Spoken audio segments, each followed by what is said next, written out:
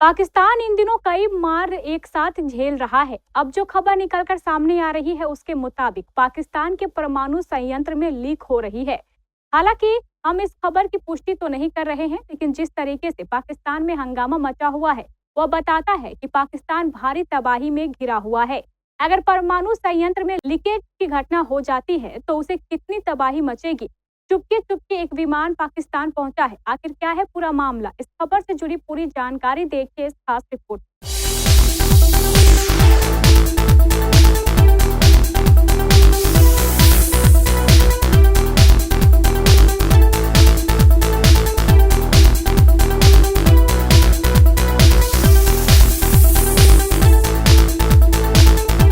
भारत और पाकिस्तान तनाव के बीच अब ये संदेह व्यक्त किया जा रहा है कि इस्लामाबाद के नूर खान स्थित न्यूक्लियर शस्त्रागार में रिसाव हो रहा है और मिस्र के वायुसेना कार्गो बोरॉन लेकर पहुंचा हुआ है और उसके बाद अब यूएस का विमान भी पाकिस्तान पहुंचा है। अगर न्यूक्लियर लीकेज हो गया तो उसके क्या नुकसान हो सकते हैं, आपको बताते हैं।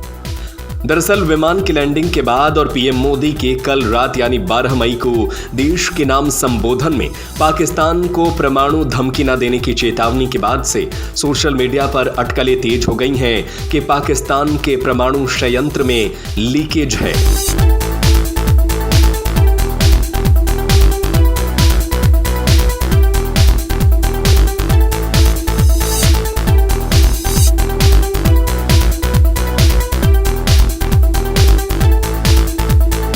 दरअसल फ्लाइट रडार 24 के आंकड़ों से पता चलता है कि मिस्र का एक वायुसेना का जहाज जिसका कॉल साइन EGY 1916 था 11 मई की दोपहर भुरबन हवाई अड्डे से रवाना हुआ था। यह विमान चीन से पाकिस्तान पहुंचा, लेकिन उसका अगला गंतव्य कहां था यह पता नहीं चल सका।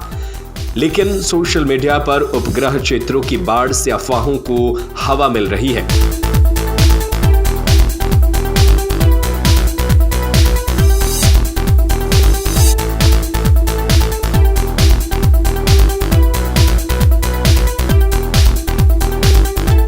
और हवा इस बात की है कि पाकिस्तान के परमाणु संयंत्र में लीक हो गया है।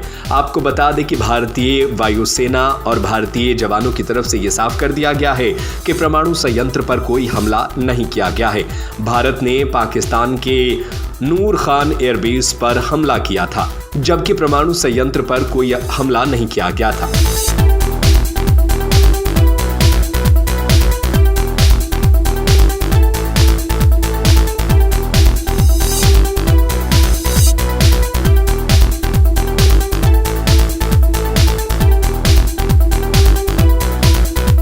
लेकिन चलिए अब आपको बताते हैं कि आखिर न्यूक्लियर लीकेज हो जाता है तो इससे पाकिस्तान को क्या क्या नुकसान होगा।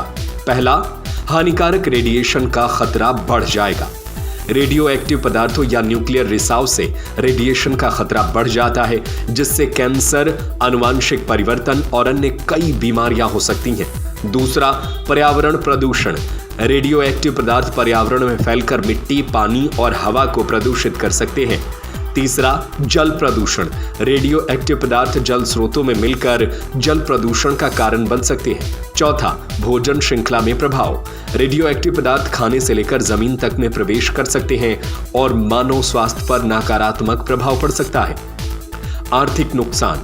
न्यूक्लियर लीकेज से निपटने और उसके प्रभावों को कम करने के लिए बड़े पैमाने पर आर्थिक संसाधनों की आवश्यकता पड़ती है। सामाजिक और मानसिक प्रभाव। न्यूक्लियर लीकेज के कारण लोगों में भय, चिंता और तनाव बढ़ सकता है, जिससे सामाजिक और मानसिक समस्याएं उत्पन्न हो सकती है। न्यूक्लियर लीकेज के प्रभावों को कम करने के लिए तत्काल और प्रभावी कार्रवाई की आवश्यकता होती है।